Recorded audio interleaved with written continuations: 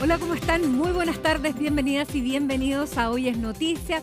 Son las 5:30 de la tarde, 24 grados es la temperatura en la región metropolitana y comenzamos de inmediato a revisar todo lo que está marcando esta jornada de martes 11 de noviembre en titulares. Jornada de cierres de campaña. Janet Jara encabezará un acto en la plaza de Maipú. José Antonio Kast hará lo mismo en el Movistar Arena y Franco Parisi en la plaza Teodoro Schmidt de Temuco. Todo tras el último debate presidencial donde la candidata oficialista buscó desmarcarse del gobierno. Johannes Kaiser reafirmó su postura frontal en seguridad, mientras que el abanderado republicano fue el más interpelado. Más de 23.000 carabineros se desplegarán en todo el país para la elección de este domingo. La policía uniformada confirmó que el proceso inicial de las constancias por estar a más de 200 kilómetros del local de votación se podrá realizar en comisaría virtual. A las 4 de la tarde se abrieron las puertas del Estadio Nacional, donde esta noche Dua Lipa ofrecerá el primero de sus 2 conciertos en el país. La telonera de la artista británica será la chilena Princesa Alba. Metro anunció la extensión de algunos de sus servicios de las líneas 6 y 3 hasta las 0:30 horas. El presidente de Venezuela, Nicolás Maduro, ordenó el despliegue masivo de todas sus fuerzas militares ante la presencia de estadounidense en el Mar Caribe. Según el comunicado del régimen de Maduro, el plan considera ejecutar todos los componentes militares y de seguridad ciudadana. Y en el deporte, la selección chilena sub-17 ganó, pero no le alcanzó. La rojita quedó fuera del Mundial de la categoría pese a derrotar por 2-1 a Canadá. El sorpresivo triunfo de Uganda sobre Francia significó la eliminación del cuadro de Sebastián Miranda por diferencia de goles.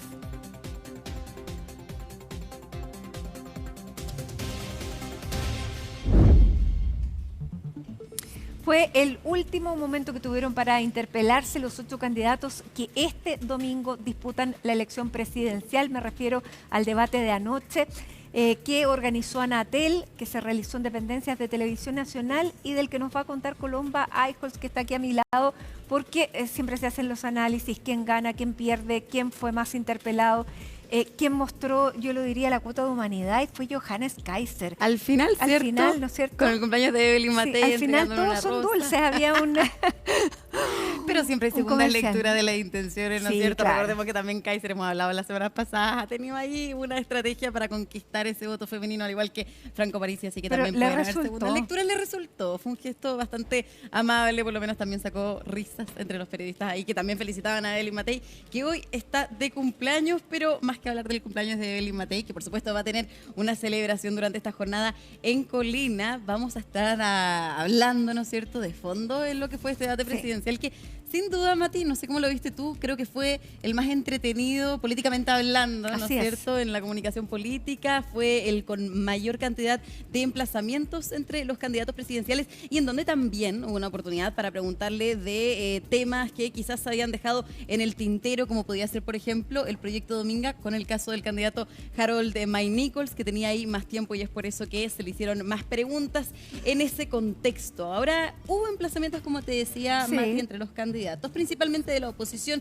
Hay varios analistas, incluso la propia candidata Janet Jara ha hablado de una primaria de la oposición y es por eso que ayer vimos bastante tensión entre los candidatos de la oposición o bien emplazamientos directos a José Antonio Kast desde la candidatura de Evelyn Matei. Bueno, de hecho ella dice, yo no vine a pelear con nadie aquí, son las candidaturas de la oposición las que están peleando. Y lo cierto es que, claro, Janet Jara decía eso y Evelyn Matei también de todas maneras mantuvo un tono quizás amable en las interpelaciones. Exactamente, y eso también es importante, ¿no es cierto?, de rescatar, porque Evelyn Matei, entre risas, también emplazaba al candidato José Antonio Kast, por ejemplo, cuando se le pregunta por el trap que vimos la semana pasada, esta canción donde emplazaba a Janet Jara, a José Antonio Kast, y en el caso del candidato del Partido Republicano y el Partido Social Cristiano, Evelyn Matei decía que no es suficiente proponer un gobierno de emergencia y que hay que proponer medidas contundentes, que son, según Evelyn Matei, las que tiene su candidatura. Es por eso que defiende Evelyn Matei en el debate este video y entre risas dice, bueno, es verdad, yo en mi video no digo nada que sea mentira, también haciendo alusión a las críticas que había en ese video, en esa canción,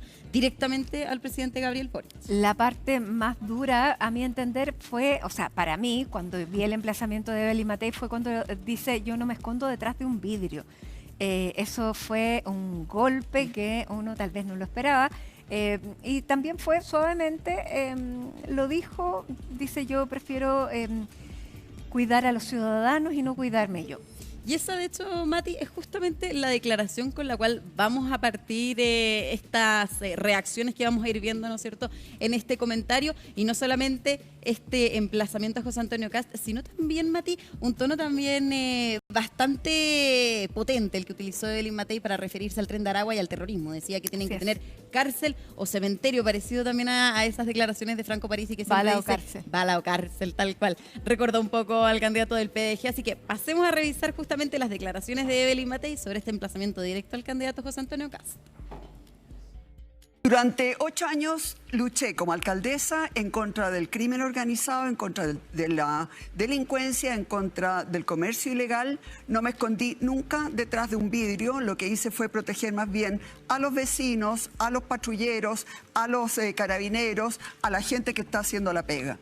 Y también quiero señalar que en vez de protegerme yo, voy a protegerlos a ellos y vamos a respaldar con todo a los carabineros y también a las Fuerzas Armadas para que puedan hacer uso de su armamento. El Tren de Aragua es realmente un riesgo brutal para nuestro país y el terrorismo en el sur también. Y por lo tanto, nosotros tenemos que tener los ministros y subsecretarios que permitan ponerlos ya sea en la cárcel o en el cementerio. Así de brutal. Claro, así de tajante, decía Evelyn Matei en declaraciones que también reiteraba durante este debate. Bueno, fueron sus declaraciones más recordadas digamos, en una misma respuesta. Bueno, porque también hubo harta cuña, harta declaración llamativa, como por ejemplo también la de Janet Jara contra los candidatos presidenciales. Decía, hay algunos candidatos que les falta calle, incluso les falta calle como a las pantuflas, ¿no? Tienen menos calle que una pantufla, claro. Exactamente, esa declaración que también había causado harto revuelo y reacciones, obviamente, de parte de los candidatos y sus propios comandos que estaban reaccionando justamente en las dependencias de Televisión Nacional posterior al debate para hablar sobre el desempeño de cada candidato presidencial. Candidatos que también, según analistas, hay algunos que se guardaron, Mati, que quizás no pusieron toda la carne a la parrilla, como se podría decir coloquialmente, porque tienen mucho que arriesgar todavía, ¿no es cierto? En ese sentido, por ejemplo, la estrategia que mantuvo el candidato presidencial José Antonio Kast, hablábamos más temprano con diferentes analistas que estaban presentes, de hecho, también en el debate, reaccionando a estos emplazamientos y reacciones, decían que fue una estrategia monótona. Fue algo que hemos visto de José Antonio Kast en otros debates presidenciales. Quizás no hubo tanto una estrategia de arriesgarse, de emplazar a otros candidatos presidenciales, solamente un emplazamiento directo a Janet Jara y directamente también al gobierno. Pero con las mismas muletillas. ¿Esta es la candidata a la continuidad? Sí. Sí. Justamente. Y también varias más. No quiso arriesgar, tampoco quiso responder directamente lo que él no ha querido responder hasta ahora, pese a que se lo emplazó directamente una y otra vez, fue evidente que no quería responder. Ese fue un tema, de hecho, cuando se estaba hablando de los derechos humanos, particularmente sobre Punta Peuco, decía el periodista Iván Núñez, si es que iba a avanzar en este decreto, ¿no es cierto?, que modifica el penal Punta Peuco a un penal común, lo cambia, justamente se le preguntaba eso a José Antonio Kast. Y fue bastante evasivo, no solamente en esa respuesta, también, por ejemplo, cuando se toca el recorte presupuestario, incluso también, Mati, cuando se toca la sala cuna universal, que había sido uno de los temas también que le preguntaba la periodista Soledad Oneto. Una postura, entonces, del candidato que ha tenido... Bueno, cuando también le preguntaron si efectivamente necesitaba usar este vidrio protector... y decía que él no comentaba las estrategias nada de seguridad. No respondió nada, decía, claro, que él no comentaba las medidas de seguridad que son de hecho indicadas por su propio equipo, no por Carabineros, no por tampoco el Ministerio de Seguridad. En este caso, de hecho, y lo hablábamos la semana pasada también cuando tocamos el tema del vidrio blindado que utilizó en un acto público el jueves pasado, ya su equipo decía que estas son recomendaciones del equipo de asesores de seguridad, por ejemplo. Pero no de Carabineros. No de Carabineros, donde está, por ejemplo, el general en retiro de Carabineros, Enrique Basaletti, también el general en retiro de las Fuerzas Armadas, Cristian Vial. son quizás ellos, decían, o no quizás, son ellos, decían desde el comando de José Antonio Kast los que han recomendado que el candidato utilice este vidrio blindado ahora en actos masivos públicos, porque José Antonio Kast ha tenido también actos públicos en diferentes regiones de nuestro país, pero un poquito más chicos, y cuando son ya más masivos, la indicación que hay desde su equipo es que utilice este vidrio blindado que, como veíamos en las declaraciones de Evelyn Matei, ella no utilizó siendo alcaldesa de Providencia, y también lo mismo hizo la candidata Janet Jara, no solamente ayer en el debate cuando emplaza a José Antonio Kast por el uso de esta medida de seguridad, sino también hoy día. Decía Janet Jara que ella solamente, por ejemplo, utiliza chaleco de lana, no chaleco antibala, también haciendo alusión a otras medidas de seguridad que usa el candidato presidencial. Vamos a pasar a revisar uno de los momentos o declaraciones, más bien en este debate, del candidato José Antonio Kast, Mati, para que luego también entendamos por qué los analistas hablan de una estrategia más bien monótona en todos estos debates presidenciales, y por lo menos en lo que también va ya finalizando de la campaña presidencial, acercándonos a la primera vuelta. Así que pasemos a revisar las declaraciones de José Antonio Kast. Hoy día se violan los derechos humanos de miles de personas. Asesinan a un chileno, a una persona en Chile cada 8 horas. Se violan los derechos humanos de esas familias. Se violan los derechos humanos de 40.000 personas que mueren al año esperando una atención de salud. ¿Qué pasa con Punta Peuco? Es una decisión administrativa. ¿Usted la revertiría? ¿Seguiría con el Plan Nacional de Búsqueda? No Son decisiones sobre las cuales usted tiene que actuar, y que es importante que la ciudadanía sepa en qué sentido actuar. Y voy a actuar, pero no a instancias de un presidente que ha llevado a este país a un fracaso total. Porque este presidente, el señor Boric, ha instalado estos temas precisamente para que no hablemos de los temas de futuro, para que no hablemos de los dolores de Chile hoy día, a los cuales él nos llevó. Vamos a implementar todas las políticas públicas que hoy día a esas personas que usted mencionó en las estadísticas le importan. Que los delincuentes estén presos, que el crimen organizado esté preso. Ya, no era para responderle al presidente, sino que para responderle a un periodista en un debate, no quiso. Y sobre un tema que no necesariamente ha instalado el presidente. De hecho, el tema, por ejemplo, de los indultos de las personas que hoy día cumplen condena en Punta Peuco, lo instaló el candidato Johannes Kaiser, sí, que también es un aliado, pese a que son contendores, son un aliado, ¿no es cierto?, José Antonio Kast y Johannes Kaiser, porque están en el mismo pacto parlamentario. Así que también es obviamente uno de los temas que no solamente Mati se pregunta en esta elección en particular, es un tema que hemos visto, los derechos humanos, se trata en todos los debates Anatel, también en los Archi y en las diferentes instancias donde los candidatos presidenciales tienen que fijar posturas que también fijaron en materia de seguridad. Veíamos las declaraciones de Evelyn Matei sobre esto del cementerio o cárcel para los miembros del Tren de Aragua y también para el terrorismo, que también recordemos Evelyn Matei reiteró en varias ocasiones que busca terminar en un año. Franco Parisi decía en 8 meses. 8 meses. Ahí también las propuestas del candidato del PDG. Pero para terminar con la sensación de inseguridad. Para terminar con el terrorismo.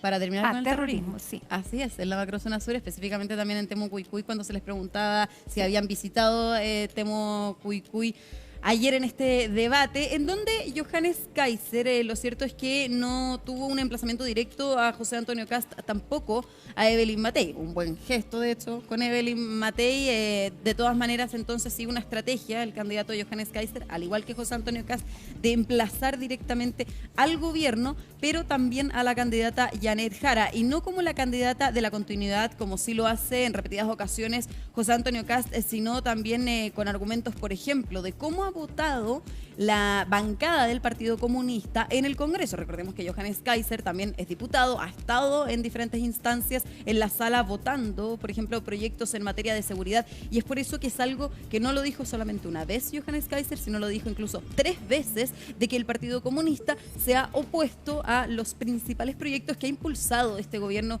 en materia de seguridad, y es por eso que se genera un emplazamiento breve entre Janet Jara y Johannes Kaiser, cuando Johannes Kaiser dice entonces, bueno, ¿cómo usted pretende a Janet Jara liderar al Partido Comunista? Que si es que usted entonces pretende, por ejemplo, impulsar una agenda de seguridad, lo cierto es que en el caso del presidente Gabriel Boric eso no ha sucedido con la bancada del Partido Comunista. Bueno, Janet Jara dice que eso no es verdad, y ahí Johannes Kaiser le dice, yo quiero pedir un fast check.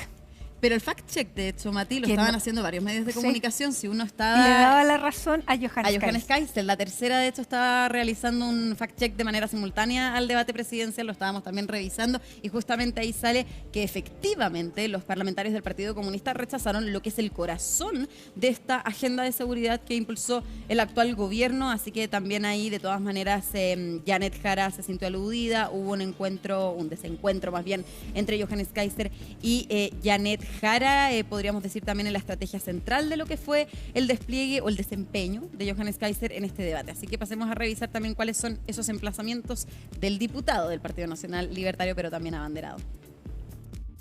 El Partido Comunista votó de manera sistemática en contra de los proyectos de ley de seguridad en este mismo gobierno, que era su gobierno. Y por lo demás, hace un año y tanto atrás, atacaron a la ministra Toá en razón del allanamiento que se realizó en Villa Francia, donde se decomisó armamento que había participado en delitos. ¿Cuál va a ser entonces la participación del Partido Comunista en materia de seguridad en un gobierno eventual de la señora Jara? Si es necesario y existe poder de fuego de una banda o de un grupo terrorista, un grupo armado con pretensión territorial, evidentemente que se le tiene que oponer la fuerza del Estado y toda la fuerza del Estado que sea necesaria para suprimir esa amenaza al Estado de Derecho.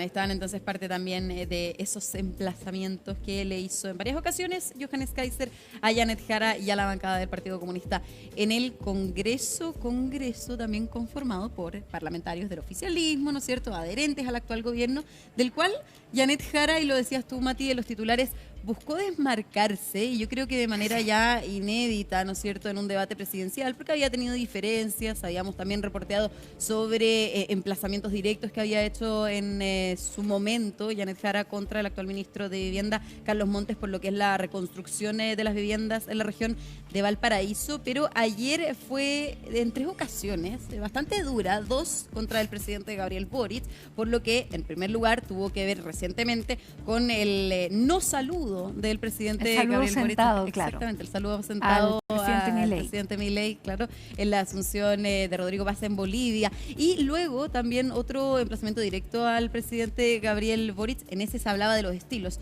pero en otro, y lo resucita, Janet Jara habla sobre el caso Monsalve, que de hecho Mati fue la única candidata que habló del caso. José Antonio Casta en reiterados debates y en distintas ocasiones hace alusión a ese caso, pero lo cierto, Janet Jara fue la única que ayer coloquialmente lo trajo a colación al debate. Decía que ella lo hubiera hecho de otra manera, e incluso también dice, yo lo hice de otra manera, cuando ella le pide la renuncia al entonces subsecretario del Trabajo por denuncias de acoso sexual y acoso laboral, que esa es la manera de actuar, y por eso tiene de otra entidad y de un peso distinto también. Claro, y distinto también lo que fue el golpe noticioso respecto del ex subsecretario Larraín y el ex subsecretario Monsalve. Hay que también, ¿no es cierto?, poner eso en la mesa, pero de todas maneras un emplazamiento y un desmarque. Nuevamente dijo, no es mi estilo. Sí. Sí, fue bastante tajante, y termina también siendo tajante con el actual ministro de Vivienda, Carlos Montes, cuando justamente se habla sobre qué harían los candidatos presidenciales respecto a esta megatoma en San Antonio. Decía Janet Jara, se tiene que hacer valer la ley, ¿no Claro, es cierto? porque le preguntaban, ¿qué haría usted? No, dijo, no, ¿qué haría yo le pido ahora al gobierno que haga. Y lo emplaza directamente, sí. No, bastante dura también con el ministro de Vivienda, Carlos Montes. Hoy día, de hecho, tuvo una actividad el secretario de Estado, pero no se refirió a las declaraciones de Janet Jara. Pero pasemos a revisar cómo fueron esas declaraciones, en donde de todas maneras hay una estrategia detrás de la candidata para justamente alejarse, distanciarse de la actual administración. Le quiero pedir al gobierno que haga las gestiones que tiene que realizar y que hasta la fecha no ha realizado. Quedan meses y es su tarea cumplir, tanto con cuidar a los niños y a las familias como con respetar el fallo judicial. Así que espero que cumplan con su labor. Ha marcado diferencias, no es mi estilo, no me representa. Lo dijo ¿Con el presidente de la República? Sí, claro, no es mi estilo. Somos personas distintas, venimos además de tradiciones políticas distintas, y en algunas cosas estamos más pensando en común, pero eso no significa que seamos idénticos. ¿Usted, si se hubiera encontrado con Javier Milei en un foro, lo habría saludado de pie, como no lo hizo el presidente Boric? Yo lo habría saludado de pie, evidentemente. Y sin duda, para mí lo más malo de este gobierno fue no haber actuado oportunamente en el caso del ex subsecretario Manuel Monsalve. Más que teorizar, lo que le puedo decir es lo que yo viví en mi propia experiencia con otro ex subsecretario, en el cual lo saqué inmediatamente del cargo, y lo que se dedicó todo el mundo a señalar fue que había actuado muy repentinamente. Así que a lo mejor lo que primó fue eso, ¿no? Tener cierta mesura. Pero a mí me parece que fue un error. Claro, a ella le parece fue un error lo que había sido la gestión o cómo se abordó esta denuncia, ¿no es cierto?, de violación y abuso sexual del ex subsecretario del Interior, Manuel Monsalve. Yo te diría, Mati, que en muchas ocasiones pueden quedar algunos candidatos rezagados de estas instancias porque obviamente la atención, ¿no es cierto?, se centra en aquellos que tienen frases grandilocuentes o que emplazan directamente a otros abanderados, o bien también llama más la atención porque son los candidatos que están arriba en las encuestas, por lo menos esto previo a la veda de estos sondeos. Pero podríamos decir incluso, Mati, que los 8 candidatos tuvieron momentos. Harold May Nichols, por ejemplo, como ya lo mencionaba, con el proyecto Dominga, decía que hay que seguir analizándolo, pese a que se lleva como estudiando por una década, ¿no es cierto? Que ahí también hubo un cruce con el periodista Daniel Matamala, Eduardo Artés también, que incluso, ¿no es cierto?, habló de lo que pensaría hoy día de la candidata Janet Jara, no sé, el fundador del Partido Comunista, Luis Emilio Recabarren, también poniendo bastante incómoda a la candidata Janet Jara. Dándole una clase de economía. Una clase de economía, y clase de economía que luego también generó varios emplazamientos entre Franco Parisi, Evelyn Matei, Marco Enríquez Ominami. Recordemos por qué Evelyn Matei le dice a Marco Enríquez Ominami: uy, parece que no sabes tanto de economía, Marco. Y luego Parisi también, cuando toca su turno, dice, bueno, yo soy un economista titulado, también ahí pegándole un poco a Evelyn Matei en estos momentos que se dan, ¿no es cierto?, y aprovechan también de emplazarse por diferentes materias. Ahora, Marco Enríquez Ominami fue también un gran provocador. Marco Enríquez Ominami también tiene ese perfil, según los analistas, en los diferentes debates presidenciales en los que ha participado, tiene la experiencia, obviamente, y emplazó a la mayoría o a todos los candidatos porque decía, no saben cómo financiar sus programas, y sacó, ¿no es cierto?, el tema del presupuesto, del gasto de estos programas en varias ocasiones en el debate. Pero algo que llamó la atención, Mati, que también fue bastante inédito, incluso estaba el periodista Juan Manuel Astorga haciéndole la pregunta directa a Marco Enríquez Ominami, el candidato independiente, sobre cómo calificaría a Nicolás Maduro. Y eso también llamó bastante la atención, porque incluso Juan Manuel Astorga le dice, ya, ok, usted ahora lo va a tratar de dictador. Marco Enríquez Ominami dice dictador 3 veces. Tratémoslo de dictador, dice, ¿no es cierto?, públicamente en este debate, a lo que entonces los periodistas quedan un poco asombrados y dicen, ¿qué cambio de opinión? ¿Por qué entonces un cambio de convicción?, ¿no es cierto? Y también Marco Enríquez Ominami ahí sigue hablando, por ejemplo, de que él encuentra insólito que actualmente los venezolanos tengan que sacar pasaporte en Bolivia y eso no se pueda facilitar, en Chile, también haciendo alusión a la situación del país latinoamericano. Así que vamos a pasar también a revisar esas declaraciones que, por supuesto, generaron reacciones del candidato independiente Marco Enríquez Ominami. En este minuto hay barcos norteamericanos frente a Venezuela y frente a Colombia. Hay bases norteamericanas en Ecuador y Milei acaba de ganar la elección con amenazas de Trump al pueblo argentino que si no votaban por él les cortaba el crédito. Quiero decir que lo que está pasando en este minuto es telúrico. Están tratando de desacoplar, Juan Manuel, a América Latina de China, que es nuestro principal socio comercial. Ese es el fondo. Ahora, sobre el tema del dictador o no. ¿Sabe qué? Digámosle dictador. Es un dictador. ¿Pero qué cambió en el camino? Porque ahora sí le dice dictador. Que me lo han preguntado 200 veces. Y creo que los millones de venezolanos que están acá en América Latina, que es innegable la falla de ese modelo político que tiene a 7 millones fuera, requieren soluciones. Y lo que no tiene sentido es que cada uno usa su Twitter, su X para decirle al otro dictador y no resuelve nada. Yo quiero que los venezolanos vuelvan a su patria. Bueno, hay declaraciones que por supuesto llamaron la atención, especialmente cuando provienen, ¿no es cierto?, de Marco Enríquez Ominami, que en otra ocasión no había llamado a Nicolás Maduro un dictador. Esto parte solamente, Mati, de lo que marcó el debate. La verdad es que elegir estos momentos fue también bastante difícil porque se hicieron preguntas contundentes por parte de los periodistas. Había tiempo, si bien eran 8 candidatos, fue un formato que sí permitió que hablaran de seguridad, de economía, que también los abanderados tuvieran sus espacios para, ¿no es cierto?, hablar con la ciudadanía, como fue este último minuto que tuvo cada abanderado, donde Johannes Kaiser le regala la flor a Evelyn Matei para que también pudieran hacer énfasis en los temas, ¿no es cierto?, que ellos quieren poner sobre la mesa. Por ejemplo, José Antonio Kast, la seguridad de Evelyn Matei, haciendo alusión a la experiencia como exalcaldesa, exministra, también exparlamentaria. Janet Jara, ¿no es cierto?, también un poco desmarcándose de la pelea que quizás hay en la oposición, diciendo que también es la candidata, ¿no es cierto?, más idónea para gobernar el país, entre también todas las propuestas que tenían los candidatos presidenciales. Está también en nuestras propias redes sociales, en cnnchile.cl, ¿no es cierto? Está justamente todo este material, los momentos que llamaron la atención del debate presidencial, porque hay que revisarlo, Mati. Es un momento en donde también todos los ciudadanos se pueden informar, pueden conocer las propuestas, incluso porque Iván Núñez, el periodista, ¿no es cierto?, decía que había hecho con la inteligencia artificial un ranking de más izquierda a más derecha. Entonces también incluso solamente esa parte ya le puede entregar cierta información a la ciudadanía de cómo piensa cada candidato presidencial. Y había otra pregunta entretenida. Si tuvieran dos llamadas, una del presidente Donald Trump y otra de Nicolás Maduro, ¿cuál responderían y cuál responderían primero? Así que ya, los dejamos con esa tarea para que puedan revisar también a través de nuestra página web ese momento del debate con respecto a Venezuela. Bien, vamos a estar con todos los cierres de campaña esta semana y listas para las elecciones el domingo, que va a ser muy entretenido y también muy noticioso. Muy bien, Colomba, muchísimas gracias. Hacemos un alto en Hoy es Noticia y ya regresamos con más análisis de este debate y cómo quedan los candidatos de cara a este domingo. No se vayan.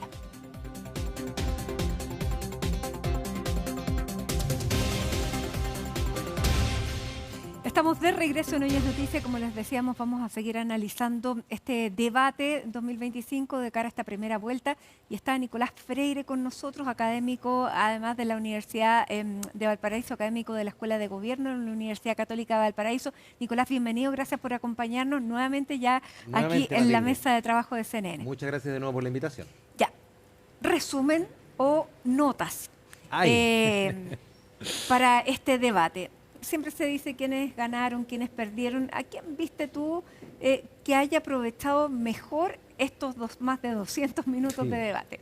Sí, partamos por lo primero. Un debate largo, un debate que además yo diría cumplió en parte con las expectativas que se tiene. Es la última instancia en donde las candidaturas pueden marcar algunas diferencias.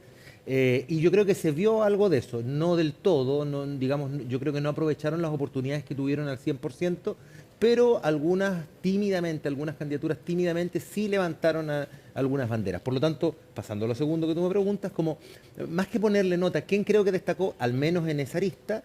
Yo creo que Evelyn Matei hizo buen uso de ese espacio. No estoy analizando de por sí el desempeño, sino que cuánto la candidata aprovechó que este es el último debate y que podía marcar ciertas diferencias. Por ejemplo, viendo las derechas en particular, Evelyn Matei y Johannes Kaiser tenían el debate del día de ayer a disposición para poder dar el paso que les falta, que es desafiar la candidatura de José Antonio Kast, que va punteando dentro de ese sector. José Antonio Kast no lo hizo, vuelvo a lo que está diciendo, Evelyn Matei sí. ¿Cuándo, por ejemplo, ella levanta el tema de no le tengo miedo a la gente, vuelve a poner sobre el foco el tema de este vidrio, ¿no? No me escondo detrás de un vidrio. No me escondo detrás de un vidrio, que obviamente José Antonio Kast ni se refirió a ello, habría pisado el palito, por dicho sea de paso, pero creo que fue muy poco incisiva. Pero se lo preguntaron directamente y no quiso responder. No quiso responder. De hecho, eso yo creo que marcó buena parte del debate de José Antonio Kast. Transitaba entre tres cosas, diría yo. El no querer responder determinadas preguntas como estrategia de campaña, ya más allá de si supiera o no supiera la respuesta. Segundo, en esa no respuesta era reconfirmar casi a modo de jingle las respuestas que ha venido dando en todos los debates. Es casi el mismo discurso verbal y lo mismo además que muchas veces está en la franja. Su discurso de cierre, ¿no? La parte de cierre es replicar lo que él ha dicho muchas veces en el debate anterior, lo que dijo en la franja. Entonces, transita entre esas dos cosas y de manera defensiva. Y cuando sale a la ofensiva José Antonio Kast, su rival concreta, directa, es Janet Jara, y obviamente apuntando al tema del continuismo, ¿no? La candidata de la continuidad, como José Antonio Kast muchas veces la ha, digamos, arrinconado en ese sentido. Volvamos a Evelyn Matei. Evelyn Matei intentó la disputa directa con José Antonio Kast, que creo que estratégicamente para el día de ayer era correcto. Debió haberlo hecho en el debate de Canal 13 del anterior televisado. Sí, sin duda. Yo creo que lo hizo tarde. Es una de las preguntas quizás, ¿no? que quedan, si quizás fue muy tarde, si quizás lo hizo, si lo hubiese hecho cuando, al menos en la etapa que no existía la veda en la encuesta, ella estaba disputando, probablemente podría haber, digamos, tenido algún efecto en términos de percepciones. No sé si hoy día lo tenga. Y a confirmación de ello, el hecho de que la estrategia de Evelyn Matei no fue solo disputarle a José Antonio Kast. Evelyn Matei entró en disputa con Kast, entró en disputa con Marco Enrique Ominami, entró en disputa hasta con Harold McNichols. Es decir, se vio como una candidatura que buscó un poco más dejar instalada la discusión, la polémica, la distinción, ¿no? Y el tercero que va, digamos, en el análisis de las derechas, Johannes Kaiser, yo creo que entre aquellos tres por lo menos tiene el mejor manejo discursivo, sin lugar a duda. Tiene un muy buen desempeño en debate, más allá de que quien pueda estar de acuerdo o no con lo que él plantea, él sí muchas veces aborda las preguntas que le hacen. Responde a todo, responde además de una manera que yo creo que ha sido como el leitmotiv de por qué engancha con la ciudadanía, porque responde casi con lo primero que se le viene, que coincide con su forma de ver, digamos, la política, ¿no? Claro, y no tiene sarcasmo que puede generar un poco de resistencia como otros candidatos. Sin duda, responde, digamos, de la manera... Se ve que su respuesta es honesta, no hay una maquinación detrás de la respuesta, no está buscando cómo entrarle a la pregunta, por así decirlo. Muchas veces quizás también se pone al límite de una respuesta que podría parecer soberbia, pero que en realidad la soberbia va más por la dureza de lo que contiene la respuesta que por su misma forma. Entonces, yo creo que ha mostrado sin lugar a duda, al menos en los últimos dos debates, yo diría que incluso un poco más, un mejor desempeño. Bueno, él comenzó a crecer en las encuestas a partir de los debates, cuando se le ve en el desempeño, cuando se ve cómo habla, cómo reacciona, porque también los debates dan cuenta de cómo una persona es capaz de reaccionar frente a un escenario que es más adverso o no es tan amigable como una entrevista o como una conversación personal, ¿no? Los pone en situaciones en que uno ve cómo se manifiestan. Sí, y en eso reitero, ha tenido muy buen desempeño, ha tenido respuestas rápidas, ha tenido de una u otra manera también la sutileza de no confrontarse con las derechas. Es más, el gesto con el que termina el debate en donde le regala una rosa por el cumpleaños a Evelyn Matei, yo creo que más allá de un gesto, es un instrumento de marketing político puro y duro. Y lo logró perfectamente. Pero perfectamente. Yo creo que capturó la atención del cierre del debate y de mucha prensa que el día de hoy ha estado analizando eso. Y ojo, que ese es un guiño también que va más allá de lo personal y que transita a lo político. Es decir, a las mujeres que no eran el fuerte de su votación. Iba justamente a eso. Él sabe que por lo menos en lo que son los estudios, los sondeos que hasta hace un tiempo se han hecho, una de las debilidades que él tiene es en el voto femenino. Bueno, quizás con esta lógica, ¿no?, de deferencia en el cumpleaños, logra capturar lo que para mí fue, en términos visuales, lo que más llamó la atención. Y ojo, que por lo menos yo, en la primera parte del debate, lo veía un poco más ansioso que en los debates anteriores. Gesticulaba mucho más, sobre todo cuando se enfrascaba más en discursos o disputas directas con Marco Enrique Ominami, y Ominami de alguna u otra manera le tiraba algunas bombitas, lo provocaba, claro. Y él, yo creo que estuvo ahí transitando, sí, porque en algún momento estuvo a punto de cometer, digamos, el error estratégico de entrar en aquello, pero se logró contener. No sé, y ahí lo dejo también como parte de lo que habrá que ver de aquí al término, al día jueves que terminan las campañas, el día domingo que se vota. Yo creo que él también necesitaba entrar en disputa directa con José Antonio Kast.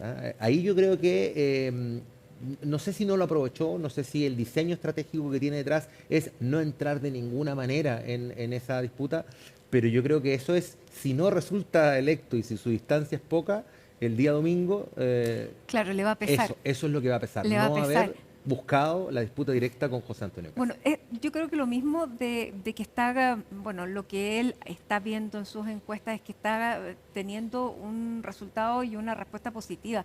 Por lo tanto, se notó que se cuidó más que en el debate del Archi, por cierto. Sí. O sea, porque ahí pasa la quinta velocidad, ahora pasamos a cuarta. Sí, y se cuidó, es complejo porque se cuidó a partir de elementos periféricos, el simbolismo de la flor, por otro lado lo que ya he dicho anteriormente, esa solidez discursiva. ¿Por qué digo lo periférico? Porque en lo central no ha dejado de ser lo que es, una derecha muy dura. Ayer surgieron tres derechas muy conservadoras en el debate, sobre todo cuando hablaron de temas valóricos. Era increíble la coincidencia que había casi palpable entre las tres candidaturas de derecha, en donde volvió el conservadurismo a la derecha, del cual Johannes Kaiser, digamos, no veo por qué se deba sentir incómodo. Vuelvo a lo mismo. Quizás en eso podría sentirse más incómoda la candidata Matei, que lleva dentro de su propio conglomerado una derecha más liberal, una derecha más moderada. Y eso además reforzando con un poco el cierre que hace Eli Matei, añorando el piñerismo, que era bastante liberal si uno lo compara con Johannes Kaiser. Entonces, yo creo que... ¿Cómo viste en este escenario de las derechas dónde se sitúa Franco Parisi? Es complejo el tema de Franco Parisi, porque yo dividiría dos cosas. Un poco es lo que Franco Parisi es, y segundo es el electorado de Franco Parisi. Franco Parisi como candidatura, como propuesta, yo creo que evidentemente, si uno hace la comparativa de todos los programas, está situado, como ayer lo decía el chat GPT, que de alguna manera lo plasmaron ahí, o la inteligencia artificial, está situado dentro de las candidaturas programáticamente de derecha. Pero el electorado de Franco Parisi yo creo que no necesariamente coincide con aquel, es capaz incluso de traspasar la frontera. ¿Por qué? Porque en Parisi hay mucha propuesta fácil, hay mucha propuesta que logra capturar un electorado que es ideológicamente distinto o no alineado ideológicamente, y que el voto a la derecha es circunstancial, a la derecha que hoy día podría representar Parisi como candidatura, como programáticamente. Eso explica, por ejemplo, varias cosas. Explica no solo la caída que tuvo el PDG desde la elección anterior a hoy día, donde muchos diputados terminaron en distintas bancadas, entre ellas en bancadas de centroizquierda. Punto uno. Punto dos, explica también por qué de parte de Janet Jara han habido gestos a Franco Parisi. Y creo que, solo para no dejarlo olvidado, también hubo gestos de Janet Jara el día de ayer respecto de Meo, que Meo inmediatamente le rechazó el gesto, pero yo creo que hoy día está cuajando un poco más, se está empezando a ver la estrategia de segunda vuelta a modo de cerrar esta primera etapa, y sobre todo en aquellas candidaturas que no se están jugando el paso hoy día. Y te preguntaba por Franco Parisi, porque Franco Parisi, si saca más de 10 puntos, claramente le inflige un daño a las tres candidaturas de la derecha. Por lo tanto, porque... O sea, es que ahí yo no sé, creo que es honesto preguntárselo. Yo no tengo la respuesta certera. Claro, porque no es 100% a la derecha. Exacto, no, es difícil cuantificar cuánto de ese más de 10% que logre hoy por hoy Franco Parisi es un voto de derecha que estaría dispuesto a votar por Johannes Kaiser o por José Antonio Kast, para empezar, o por una Evelyn Matei más derechizada, ¿no? Yo creo que también ese es otro elemento, claro, que una candidatura de derecha moderada, de verdad moderada, porque Evelyn Matei lo intentó, pero ha terminado siendo arrastrada a una derecha más ultrona, por así decirlo. Si ella disputara un espacio más de centro, claro, yo te diría que a esa derecha sí le hace daño el voto PDG, más que el voto Franco Parisi. Pero es difícil cuantificarlo, porque yo creo que hay parte del porcentaje Franco Parisi que es un porcentaje de descontento, un porcentaje de desafección de la política, y también ahí hay una parte de votación que transita a la otra derecha, votación de centroizquierda, claramente.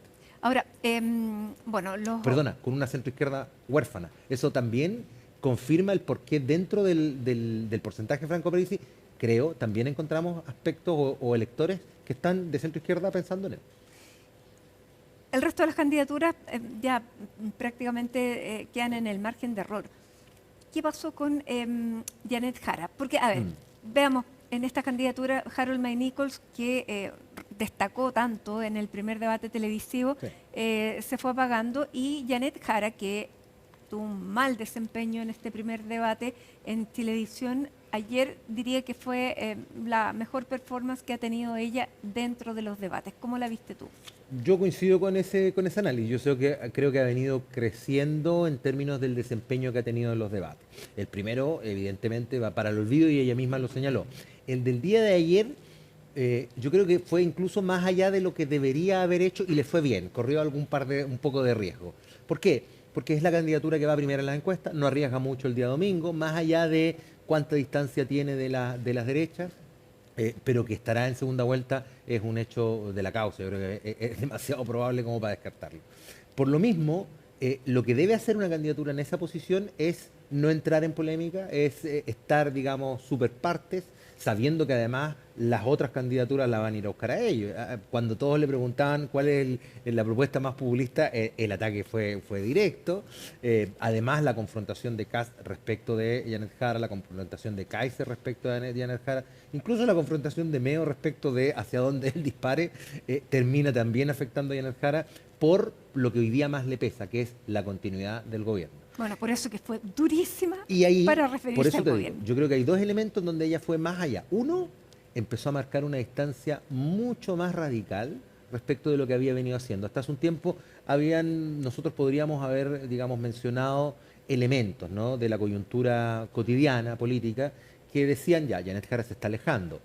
Cuando se refiere por redes sociales al ministro Pardo, cuando critica la falta de una glosa republicana, cuando critica el presupuesto en vivienda. Pero ayer, hasta un llamado explícito, o sea, interpeló al gobierno en directa televisiva en consideración de que necesita alejarse de ese poncho bien pesado que tiene que ver con ser la candidata de continuidad, por así decirlo. De hecho, yo creo que hay una parte de, digamos, diseño táctico que es bastante exitoso, cuando ella conceptualmente trata de sacarse la chapa y dice, oye, yo no soy la candidata del oficialismo porque tengo la ADC. A ella le conviene mucho más que se hable de la candidatura del progresismo y no más bien del oficialismo. Eso yo creo que va a intentar implementar en lo que viene. Intentó también, pero yo creo que pidió mucho, intentó también crear confusión en las derechas. ¿Cuándo? Cuando ella abordó, por ejemplo, el tema del pago de bots recientes, de la investigación que ha salido en prensa, de la vinculación o la eventual vinculación entre Bernardo Fontaine, las AFP y los bots que habrían participado en la desinformación que ponía en práctica la candidatura o elementos cercanos a la candidatura de José Antonio Kast. ¿Por qué creo que intentó pero no le resultó? Porque era un guiño, lo podría haber tomado Evelyn Matei y habría sido otro elemento más, ¿no?, un pase gol para que Evelyn pudiese haber confrontado directamente a José Antonio Kast. Ya lo había hecho, yo creo que habiéndolo ponderado el comando o la misma candidata Matei, consideró que podría haber sido mucho, digamos, la confrontación con José Antonio Kast, toda vez que estas derechas se van a tener que sentar a conversar a partir del día lunes. ¿Cómo te parece como estrategia de campaña el tema del vidrio protector que puso José Antonio Kast, luego que él señale que se traslada con chaleco antibales? Porque eso claramente también tiene una lectura política, una interpretación política. A la gente que lo ve puede generarle temor de que sea eso una realidad. ¿Y ese temor le favorece? Yo creo que hay dos cosas. Primero, buscar la explicación de por qué su comando busca esa estrategia, porque ya ha quedado determinado, más allá de que el candidato ayer no lo quiso abordar, de que fue una estrategia política, una estrategia comunicacional. O sea, no hubo una solicitud de Carabineros de por medio. Exactamente, cuando los candidatos dicen Carabineros no nos ha pedido tener ese tipo de precauciones, se evidencia que es una decisión de ellos. ¿Y por qué? Y ahí yo creo, mi interpretación es la siguiente. José Antonio Kast dejó de lado, desde ya que varios meses de candidatura, dejó de lado la dureza verbal. El más duro es Johannes Kaiser. Y eso le ha sido cómodo a Kast. Pero en la medida que Johannes Kaiser empezó a crecer mucho y además empezó a arrastrar con un discurso duro a Evelyn Matei, que también tuvo que endurecer su discurso, yo creo que la pregunta que rondaba dentro del comando de José Antonio Kast es ¿qué hacemos sin decirlo? ¿Qué hacemos para parecer igual de duros sin ponernos duros desde el punto de vista del lenguaje verbal? Y ahí puede entrar perfectamente la explicación de, bueno, desde el punto de vista de las imágenes. No es la dureza del candidato, es la dureza del entorno, es digamos, el problema de seguridad en su máxima potencia. Y es una buena estrategia. Con lo que ha pasado, ahí voy, creo que ha sido una mala estrategia. Creo que ha sido una mala estrategia porque, de atrás para adelante, el día de ayer le preguntan, evidentemente fue una pregunta que le causó dificultad, no la respondió. Es una pregunta que le causa la misma dificultad, por ejemplo, del financiamiento de los recortes que él propone, y es una pregunta que le causa la misma dificultad, por ejemplo, respecto del tema bots, que ha quedado de lado. Esos tres temas yo creo que van a ser bien interesantes verlos, por ejemplo, en el primer debate de cara a la segunda vuelta, cuando veamos qué dos candidaturas estén, en el caso que estén. Pero no solo aquello, además de abrirle ese flanco de crítica, yo creo que lo expone. ¿Por qué? Porque le abre una crítica desde la misma derecha. Es decir, cuando todas esas tres críticas vienen de otro sector, pero la derecha más endurecida, en este caso la de Matei, que ha debido endurecerse debido al posicionamiento de Johannes Kaiser, interpela directamente a José Antonio Kast, bueno, eso yo creo que demuestra que fue una mala estrategia porque te habló franco. Claro. ¿Qué podemos esperar para el domingo? Después de toda esta campaña que ya está llegando a su fin, están cerrando cada uno con los actos masivos, cada una de las campañas esta semana, después del jueves ya nadie puede llamar a votar. ¿Con qué se queda la ciudadanía? ¿Con qué? A ver, no sé con qué se quede la ciudadanía, pero sí podría decirte hacia dónde yo creo que van a apuntar los análisis respecto de lo que pasa el día domingo. Una primera batería de análisis va a venir en relación a cómo quedó la distancia entre Janet Jara, que muy probablemente obtenga la primera mayoría, y quien le siga.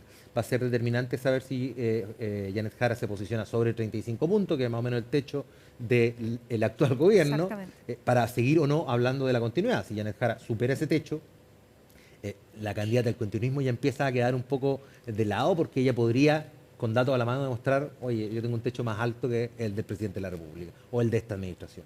Y dentro de ese mi primer punto, la distancia que la separe de las derechas. Yo creo que el daño que las derechas se pueden hacer entre ellas es que creen una sensación de ganadora en Janet Jara si la distancia es mayor, es amplia, que va a tener que dedicarle energía, cualquiera sea las candidaturas de derecha, que tenga que estar en segunda vuelta. Debiera tener más de 10 puntos de diferencia con el que sale segundo para tener una segunda vuelta un poco menos dramática. Con 10 puntos de diferencia y con más de 35, si se dan esos dos factores para Janet Jara, yo creo que es el escenario ideal para que ella pueda construir desde el relato la sensación ganadora.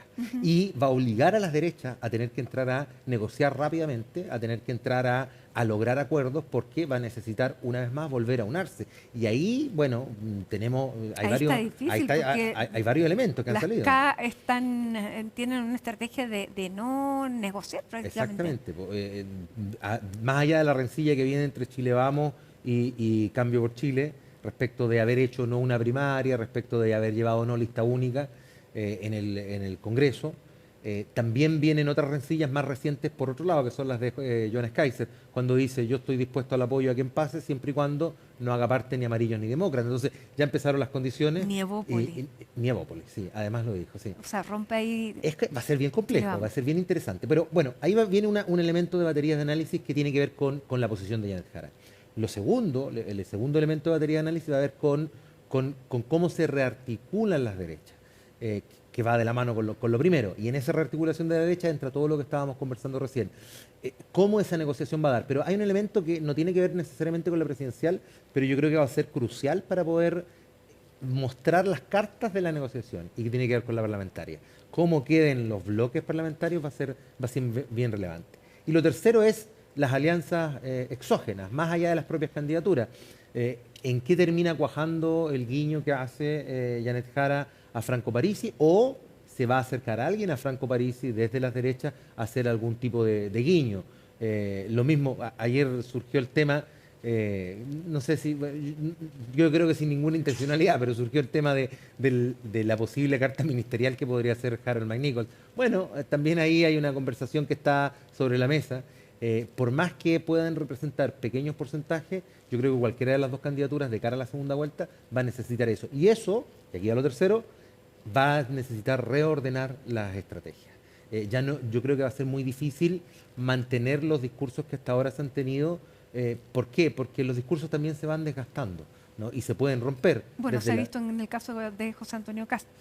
Yo creo, de hecho, es José Antonio Kast, a partir de la no respuesta y el señalar la candidata a la continuidad, arriesga en agotar rápidamente ese recurso, que dejándolo fuera de juego, ¿no? Ese mismo recurso de cara a la segunda vuelta. Bueno, entonces la pregunta es, ¿qué otras estrategias vendrán? Te acordarás tú, se agotó rápidamente la militancia política de Janet Jara. Hoy día casi no es tema, más allá que ayer le hayan preguntado, pero no es algo que esté rondando, ¿no? Y además ella no solo lo sortió bien, sino que en el último debate puso la guinda sobre la torta, que es este ofertón también de dejar de lado su militancia en el caso en el cual ella resulte electa. Como ves, los temas se van agotando. El tema de la continuidad yo creo que también podría agotarse, y ahí la pregunta que queda en la derecha es, bueno, ¿cuál va a ser la estrategia? Porque en debates 1 a 1 se va a hablar más de programa, se va a hablar más de la solidez financiera o económica que tengan los candidatos para sustentar su programa. Y de los equipos. De los equipos, y van a empezar a resurgir polémicas que en la confusión de 8 candidaturas es difícil que se les preste atención. Por ejemplo, lo que decía ayer, cuando Janet Jara saca el tema bots, Bernardo Fontaine, etcétera, etcétera, se diluye rápidamente porque no recoge el guante Belín Matei, no lo recoge nadie más. En un debate 1 a 1, ahí no te sueltan, ¿eh? Esa es la diferencia. Claro, claro, en ese escenario José Antonio Kast tiene ahí una situación bien frágil. ¿Janet Jara puede llegar a ser una candidata competitiva en segunda vuelta? dependiendo también quién de las derechas logre el tránsito a la segunda vuelta. Yo creo que Janet Jara evidentemente podría ser más competitiva con respecto de Johannes Kaiser que no respecto de José Antonio Kast.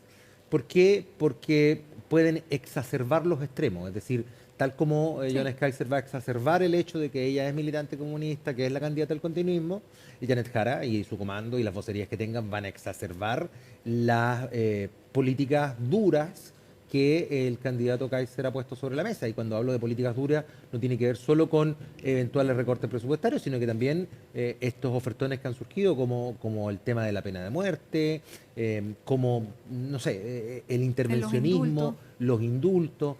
Hay varios elementos que si se da esta lógica, vamos ahí sí, y yo siempre discrepo desde el punto de vista técnico respecto de la polarización que pueda existir dentro de una campaña presidencial.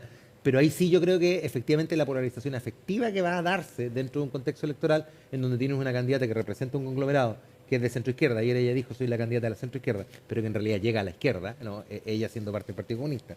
Y por otro lado un candidato que está en el extremo.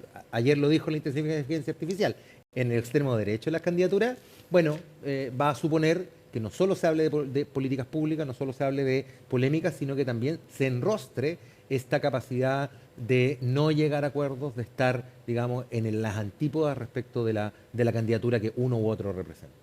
5 días faltan.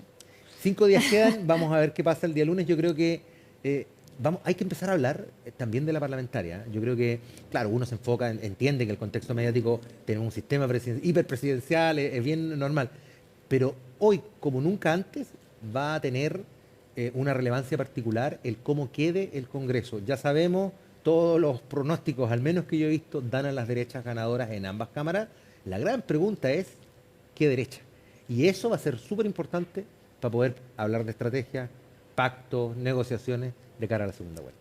Y de gobernabilidad en un También. próximo gobierno, porque no necesariamente, o sea, ya hemos visto las diferencias que hay en las tres, no significa que haya un bloque consolidado de derecha, sino que puede haber ahí roces que hagan que se pierda esa mayoría. Y en una frase, una cosa es hablar de la pena de muerte desde el punto de vista discursivo, una cosa muy distinta es tener mayoría en el Congreso que te permita llevar a la práctica ese tipo de ofertón. Y hay muchas veces, frente a la realidad que esto pueda ser efectivo, y digo la pena de muerte como muchas otras cosas, yo creo que hay un cierto número de electores dentro de ese 28% de indecisos, e incluso entre aquellos que hoy día pueden estar más decididos en la primera vuelta, que van a pensar dos veces, para un lado y para el otro, respecto de qué candidatura apoyar.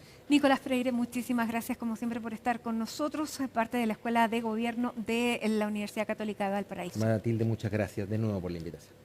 Y nos vamos con imágenes de La Serena a una pausa. A esta hora de la tarde me dijeron la temperatura, pero no alcancé a 20 grados, agradables 20 grados a esta hora.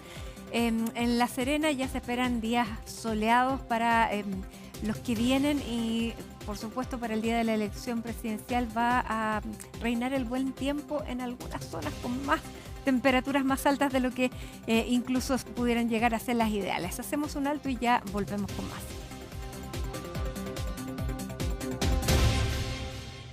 Ya estamos de regreso y como lo vamos a hacer durante esta semana con la ayuda de Ann Holster, vamos a revisar también la campaña parlamentaria, que es muy importante. Día a día les vamos a mostrar parte de lo que están siendo esas disputas, tanto senatoriales como de diputados. Y hoy vamos a revisar la región de Atacama, donde la derecha no logró un pacto por omisión y donde el oficialismo pudiera llegar incluso a doblar. Sebastián Aguirre nos va a contar en la siguiente cápsula qué es lo que se puede esperar para la región de Atacama. ¿Cómo están? Bienvenidos a otra cápsula que hemos preparado aquí en CNN Chile para prepararnos antes de la elección presidencial y parlamentaria del próximo 16 de noviembre. Hoy vamos a conversar sobre la elección senatorial. Empezaremos a revisar algunas de las circunscripciones más importantes y como siempre nos acompaña Antonio Díaz Araujo, gerente general de Ann Holster, fundador de Decide Chile. ¿Cómo estás, Antonio? Muy bien, muchas gracias. Seguimos con este ejercicio de ir adelantando terreno, de ir revisando datos, sobre todo para eso tenemos el Magic Wall que nos permite en conjunto con Ann Holster poner datos sobre la mesa y proyectar los escenarios. Y vamos a irnos a la carrera senatorial en el norte. No todas las regiones están marcadas, lo sabemos, no todas eligen y renuevan senador. Nos vamos a ir hasta la región de Atacama para proyectar este escenario bien interesante en esta región donde eligen 2 senadores, donde el padrón electoral llega a 248.000 votantes. 260.000, si vas a análisis, yo creo que lo podemos mirar en Vamos a ver detalle. el detalle del análisis. Ahí yo creo que una de las partes brutales de 260.000. esta elección es la cantidad de votos que existió entre la elección del 2017, la última vez que se eligieron senadores en la región, con respecto a ahora. Claro. Voy de 95.000 personas que votaron, 40% el padrón en ese entonces, Sí. y hoy día, si tomo el promedio nacional, voy a llegar a algo así como 200.000 personas que deberían ir a votar. Exacto. Y en una elección donde resultaron elegidos los 2 senadores, uno por cada bloque. Exactamente. Jana Proboste y Rafael Proens. Exactamente. Y ambos van a la reelección, y eso es probablemente lo más interesante de este proceso, que no tienen asegurado completamente su reelección. Partamos por el oficialismo, ¿te parece? Sí, claro. Donde Jana Proboste, actual senadora, es retada electoralmente por Daniela Chiccardini, militante del Partido Socialista, actual diputada. Ahí va a ser una pelea interesante porque Daniela Chiccardini, historial de votación, ha sido 2 veces diputada, yo Veámoslo. creo. Sí. Electa, ha llegado a 16... Tiene 3 periodos. 3 periodos, perdón, pero ha pasado en promedio por 16.000 votos que ha tenido. Claro. Lo interesante es que ella tiene una historia familiar en la región. Exacto. Su padre es alcalde de la comuna. Su padre es alcalde y también ha tenido una interacción, o sea, ha tenido una exposición mediática bastante interesante en lo que ha sido el gobierno del presidente Boric. Así es, y ha tenido un rol ahí bien relevante desde el punto de vista mediático. Compite con un animal político, ¿no? Por cierto. Jana Proboste, ex candidata presidencial, fue a la primera vuelta contra... en la elección del año 2021. Claro. Fue la candidata del socialismo democrático. En ese candidata momento. del socialismo democrático en contra de Gabriel Boric, pero ha sido elegida diputada y luego senadora. Sí. Ha vivido de todo tipo de experiencias políticas. Jana Proboste, el norte lo ha hecho de ella desde la perspectiva de salir a hacer campaña y Claro el puerta a puerta. Y tiene una figuración nacional bien importante, eso sin duda es ventajoso. Ahora, de todas maneras, acá se refleja también algo que va a pasar en otras circunscripciones. El Senado va a vivir una renovación súper importante. Se van algunos pesos pesados que no se reeligen o que no buscan la reelección y eventualmente puede producirse una renovación que va a ser bien interesante para los desafíos de gobernabilidad, pienso. Absolutamente. O sea, yo creo que la clave de gobernar Chile es cómo tú logras mayorías en el Congreso y en el Senado. Exacto. Y el gran punto acá va a ser el poder que podría llegar a tener el socialismo democrático o la combinación de republicanos con Chile Vamos y los otros partidos de la derecha. Así es. Esta pelea va a ser no menor porque efectivamente determina el balance de poderes entre cómo se pasan las leyes. Claro, en este caso, en el oficialismo, más de la mitad del padrón está concentrado en la comuna de Copiapó y es ahí donde Daniela Chiccardini tiene más fuerza. Jana Proboste tiene más fuerza por el sector de Vallenar, pero que representa una población menor en términos de habitantes. Vámonos a la oposición. También va a estar muy entretenida esta elección senatorial. Rafael Proens busca su reelección, Antonio. Rafael Proens, también otra persona que ha tenido un historial político no menor, senador electo en el 2017, fue concejal, se enfrenta a Sofía Cid, que viene con una... Aquí es el quiebre de la derecha, ¿cierto? Claro. De las pocas comunas en Chile que no lograron ponerse... las pocas circunscripciones en Chile que no lograron ponerse de acuerdo y por lo tanto la pregunta va a ser si Sofía Cid es capaz de levantar suficientes votos como para que su lista le gane a la lista de Chile Vamos. Exacto. Sofía Cid aspira a llegar al Senado, es diputada actualmente, fue reelegida el 2017 como diputada de Renovación Nacional y reelecta el 2021 en ese mismo partido, pero se cambió al Partido Republicano durante este último periodo y ahora entonces va a la senatorial en ese partido. Esos cambios son los que se van a medir y que se van a medir efectivamente cuán a la derecha se está moviendo Chile o no. El electorado. El electorado. Hay varios diputados y senadores que se han cambiado de partido en entremedio. Claro. Algo que tal vez no hemos vivido tanto en Chile en la historia de elecciones de este estilo. Bueno, y lo hemos comentado en otras cápsulas, Antonio, el sistema de cómo se asignan los cupos, ¿no? Por la proporcionalidad.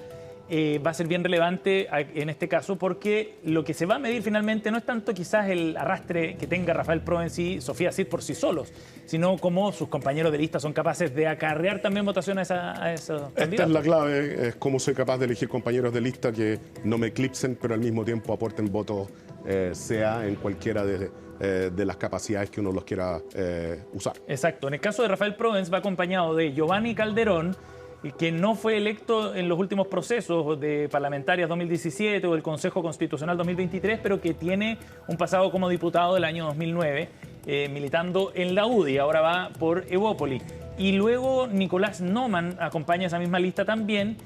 Fue diputado en 2017 y luego fue candidato a gobernador regional, que también es una campaña fresquita. Efectivamente, pero ahí en ese candidato en particular lo que tiene, y si lo vuelve a abrir, Noman, sí, son votaciones que son interesantes. O sea, en la segunda vuelta de Gore sacó 81.000 votos, sí, lo que acá pasa a ser más relevante desde el punto de vista de este pool de personas que van a ir a votar. Exactamente, mientras que Sofía Cid va con otros candidatos, Ulises Caravantes, por ejemplo, pero sin experiencia electoral previa, por lo tanto podría jugarle una mala pasada ya la diputada del Partido Republicano que busca la senatorial. Bueno, va a ser interesante ver esto, veremos qué es lo que ocurre en la región de Atacama, con las claves también respecto a la renovación fundamentalmente, con una advertencia. Absolutamente. Aquí una circunscripción clave para efectos de quien quiera dominar el Senado y si efectivamente Yarna Proboste logra seguir o Rafael Provence logran seguir como senadores de la República. Claro que sí, veremos cómo el factor del voto obligatorio también afecta, entra en este proceso. Antonio, gracias por acompañarnos. No, un placer. Gracias a ustedes. Nos vemos a la próxima.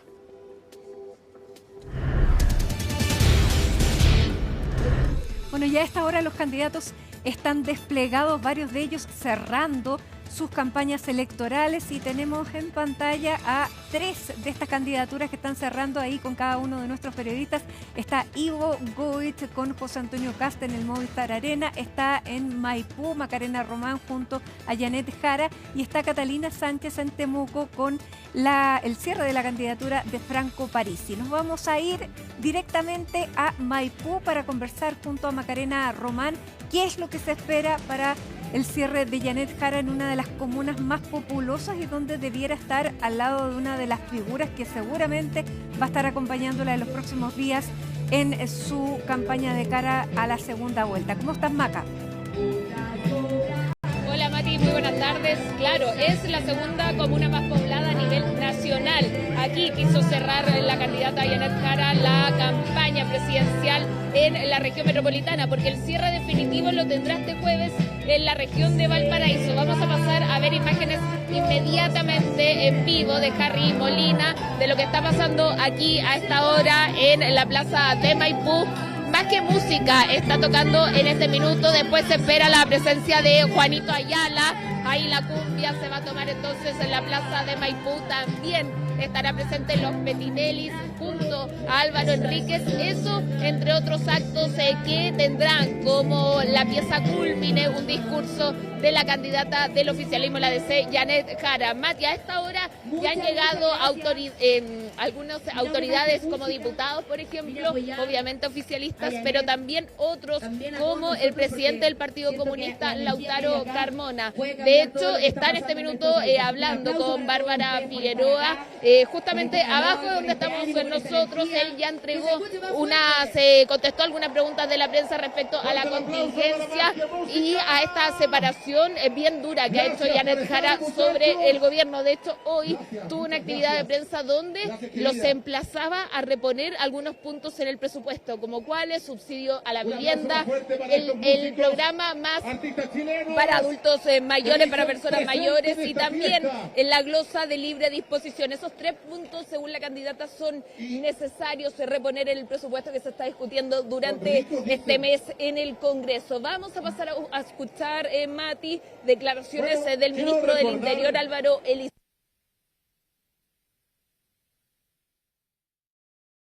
Primer punto, estamos en el proceso de tramitación legislativa donde se recogen distintas miradas y se construyen acuerdos para la aprobación de la ley de presupuesto.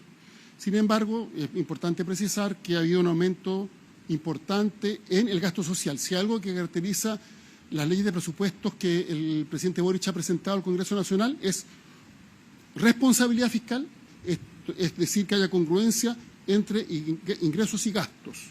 Y en ese contexto se ha presentado un presupuesto responsable, pero al mismo tiempo con énfasis social.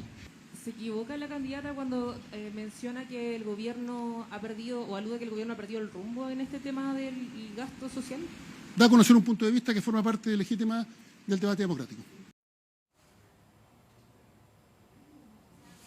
Bueno, es entonces en Maipú donde está cerrando a esta hora Janet Jara su campaña presidencial, desmarcándose, lo recordábamos, cuál había sido su desempeño anoche en el debate presidencial, en el último debate, donde fue muy clara en marcar diferencias con el gobierno, básicamente con el presidente Gabriel Boric.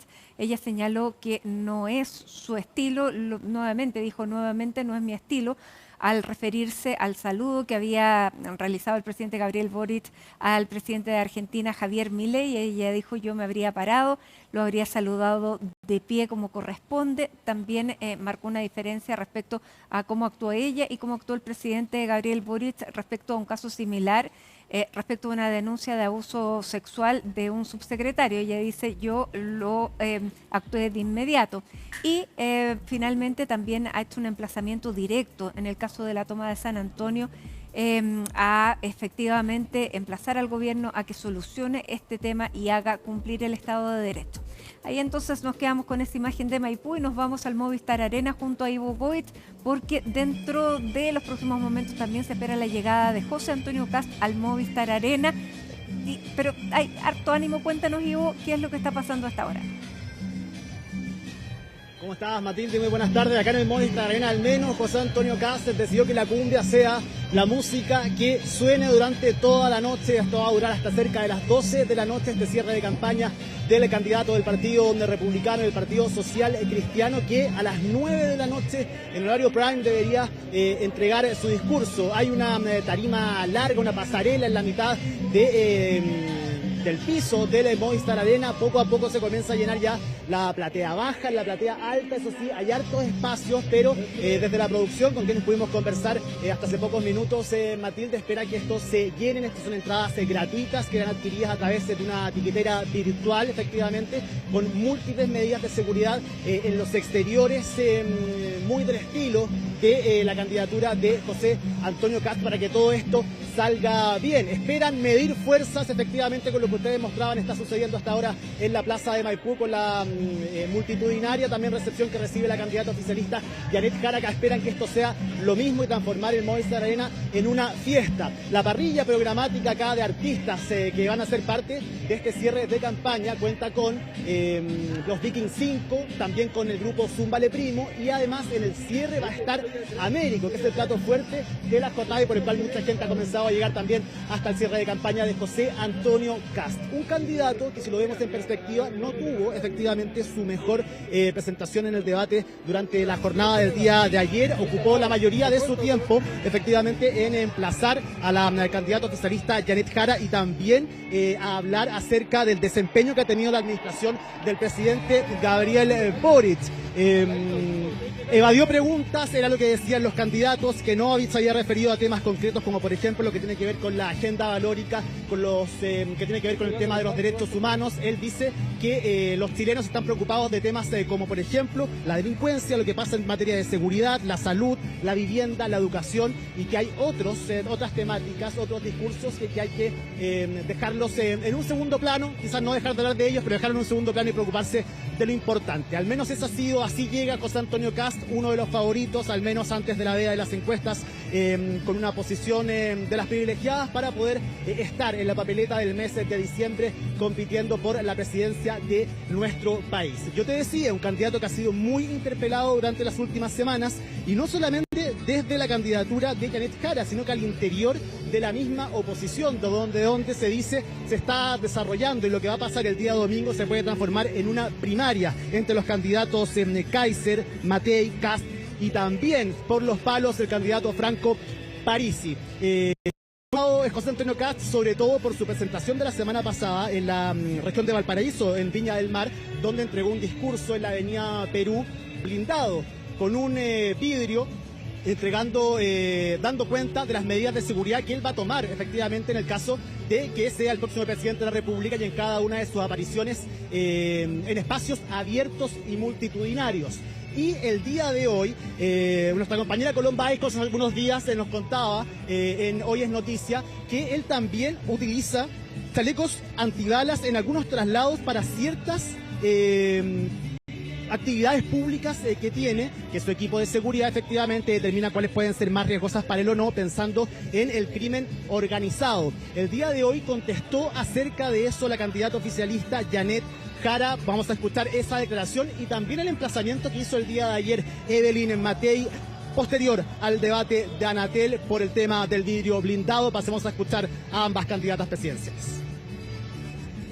Lo único que yo tengo claro es que las peleas de la derecha chilena dan cuenta de una nula capacidad de ponerse de acuerdo. Nunca se pusieron de acuerdo en el Congreso, de hecho siempre votaron de forma distinta, nunca se pusieron de acuerdo en una primaria y ahora buscan, cierto, diferenciarse atacándome a mí, en vez de haciendo propuestas para solucionar los problemas de las chilenas y los chilenos. Sobre los chalecos antibalas, yo sigo las recomendaciones de Carabineros, que son la autoridad que tiene la competencia sobre la materia, y entiendo que a ninguno de los candidatos le ha pedido ni usar vidrios antibalas como lo ha hecho Kast, ni chalecos antibalas. Al parecer, Kast desconfía del pueblo chileno, y yo lo que le diría a la gente es que a lo mejor es hora de que empiecen a pensar en desconfiar en un candidato que desconfía de ustedes. Estuve con muchas mujeres dirigentes. También había un hombre dirigente. Todos ellos están enfrentando el narcotráfico. Ninguno de ellos tiene el privilegio de esconderse detrás de un vidrio. Yo soy de la idea que nosotros lo que tenemos que hacer es proteger a los carabineros, a seguridad ciudadana, a los carabineros que muchas veces tienen que vivir en las mismas poblaciones donde viven los narcotraficantes. Entonces, yo creo que la señal tiene que ser que nosotros vamos a proteger a las víctimas y vamos a tener que proteger a los que de alguna manera hacen la pega en contra del narcotráfico. Yo por lo menos no voy a andar detrás de vidrio. Desde el equipo, efectivamente, de José Antonio Kast, el candidato del Partido Republicano, del Partido Social Cristiano, han dicho que las medidas de seguridad no se comentan, efectivamente, y que han sido sus propios equipos quienes han determinado el hecho de que él utilice estos vidrios, al menos en Viña del Mar, este vidrio blindado, y también el uso de chalecos antibalas para ciertos trayectos, actividades públicas. Lo que es cierto es que al menos la semana pasada, desde Carabineros, desde el Ministerio de Seguridad, nos contaban que no hay ningún tipo de amenaza que afecte a ninguno de los 8 candidatos especialmente, así que efectivamente es una decisión solamente de su equipo. Te dejo con imágenes en vivo, Matilde, de lo que va a ser la pasarela. Ahí está el podio desde donde se va a dirigir el candidato José Antonio Kast a eso de las 9 de la noche. Más atrás ya hay equipos de música para los grupos que te decía, los Viking 5, Zúmbale Primo, y va a cerrar acá Américo. Mientras te cuento, sigue llegando gente, sobre todo las partes superiores del Movistar Arena, la que es denominada platea alta, que son los lugares donde queda efectivamente espacio todavía, y acá abajo, a ras de piso, para los invitados, parte de su equipo también, que nos han apoyado durante el último tiempo. Hay varias sillas también aquí, esperan que cerca de 10.000 personas, si no es que un poco más, se puedan congregar durante la jornada del día de hoy en su cierre en la región metropolitana. Muy bien, Ivo, muchísimas gracias.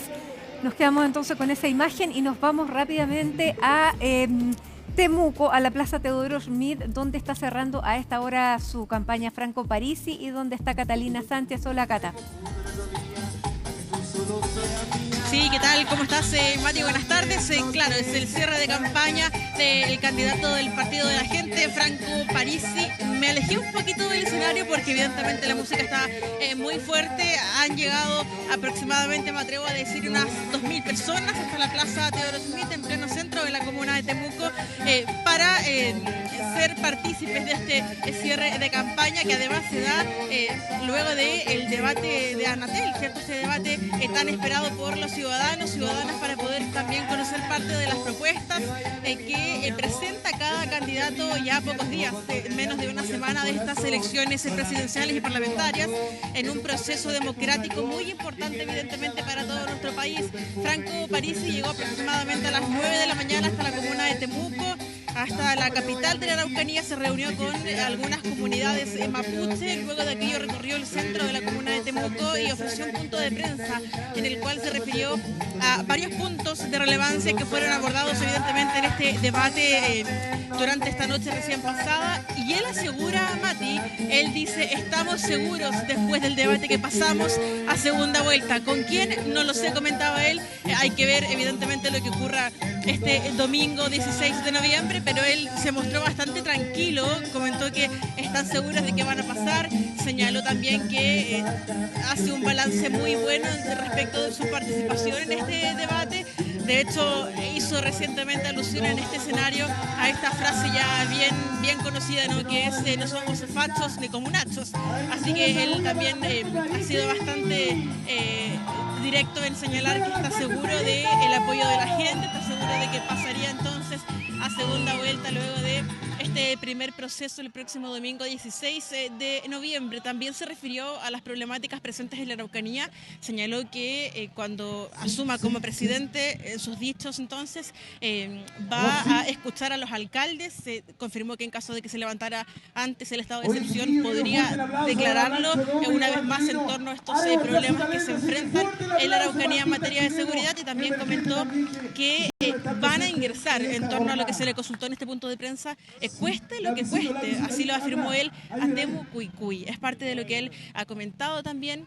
Ha hecho algunas alusiones acá a otros candidatos, en específico, por ejemplo, al candidato republicano José Antonio Kast, pero ha estado con la gente acá sacándose fotografías. De hecho, hace pocos minutos había comenzado a llover, bueno, ahora se detuvo la lluvia, pero de igual forma han llegado bastantes personas hasta pleno centro de la comuna de Temuco para entonces acompañar al candidato presidencial del Partido de la Gente, Franco Parisi. Seguiremos en este sector, Mati, viendo cómo se desarrolla toda la jornada en torno a este cierre de campaña entonces que se realiza en regiones. Ya estuvo Johannes Kaiser, también estuvo Evelyn Matei y hoy se presenta entonces el candidato Franco Parisi.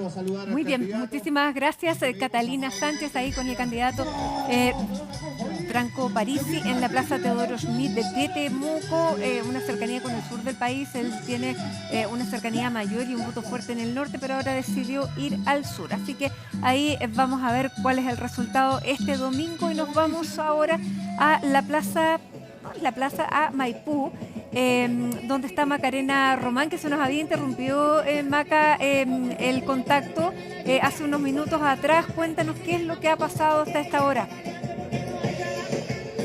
Mati, ahora continúa el show, ¿cierto? En este minuto podemos ver en las imágenes de Harry Molina a Juanito Ayala con una canción reconocida, famosa, donde las personas, ¿cierto?, están disfrutando de este espectáculo a la espera de la llegada de la candidata Janet Jara. Se calcula que alrededor de 5.000 personas entran en la explanada de la plaza de Maipú y esto ya está lleno, eso es lo que se puede ver hasta ahora, así que al menos podríamos decir que está cerca o bordeando las 5.000 personas aquí en Maipú a la espera del discurso de la candidata Janet Jara. Decíamos antes de ir con nuestros compañeros, ¿cierto?, y otros cierres de campaña que se ha enfatizado, al menos por parte de la candidata Janet Jara, las diferencias con el gobierno. Una de ellas, lo hablábamos, sobre el presupuesto y los puntos que busca que se reincorporen en este proyecto, un proyecto que tiene como límite para aprobarse el 30 de noviembre. Respecto a eso y a las críticas que hizo Janet Jara anoche en el debate sobre la megatoma de San Antonio, habló el ministro Montes. Y ojo, porque de alguna forma reaparece alguien que también fue compañero de gabinete en este gobierno, Mario Barcel, hablando acerca de la candidata Janet Jara. Escuchemos a ambos. Bueno, yo en primer lugar no comento los foros presidenciales, no lo voy a decir. Respecto a San Antonio, al Cerro, nosotros hemos estado buscando distintos caminos para, primero, cumplir la ley, porque ahí el delegado presidencial y todos los organismos públicos del sector están preparándose porque si se cumple el mes tienen que cumplir la ley. Paralelamente con eso estamos trabajando alternativas de las cuales no voy a informar, que lo que buscan es que se generen caminos distintos al desalojo para enfrentar esta realidad. Pero nosotros queremos hacer lo imposible para evitar el desalojo, para encontrar caminos alternativos al desalojo. Ya estuvimos 6 meses conversando con las empresas, tuvimos una diferencia con las empresas. Nosotros decíamos que el terreno valía 0,22 el metro, ellos decían que valía el doble y no logramos acuerdo. Y por eso que estamos buscando otros caminos. Yo creo que la candidata ha dado señales de independencia y de liderazgo que son importantes. ¿Confían que ella podría suspender su militancia al PC como lo ha manifestado anteriormente? Bueno, es una decisión que tiene que tomar ella. Sabemos que ha habido otras oportunidades en que ha habido ciertos presidentes que han tomado esa decisión. Por supuesto, todavía queda mucho el proceso electoral por delante, pero creo que el hecho de que se plantee ese tema es de alguna manera una señal en el sentido de posicionarse por sobre los partidos mirados individualmente.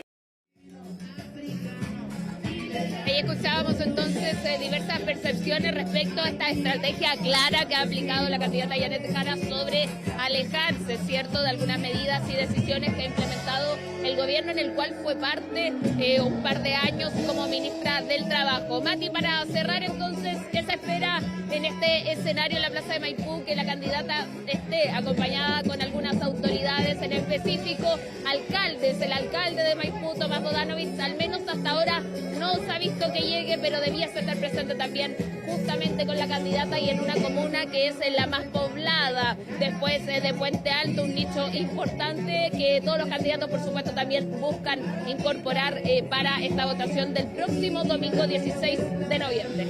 Muy bien, Macarena Román, desde Maipú, entonces nos quedamos con estos cierres de campaña: Maipú, Movistar Arena y la Plaza Teodoro Schmidt de Temuco, donde los candidatos están cerrando, 3 de ellos, sus campañas presidenciales. Muchísimas gracias a cada uno y nos vamos a una pausa cuando faltan 5 minutos para las 7 de la tarde. Nos vamos con esta imagen de Concepción. Hasta ahora cielos despejados. Ya regresamos con noticias internacionales junto a Alicia Contreras. Nos despedimos con esta imagen de la capital, donde hasta ahora hay 22 grados con 8 décimas. Prepárense porque para el día de mañana se esperan 29 grados de temperatura. Llegue el calor a la región metropolitana. Que tengan una muy buena tarde.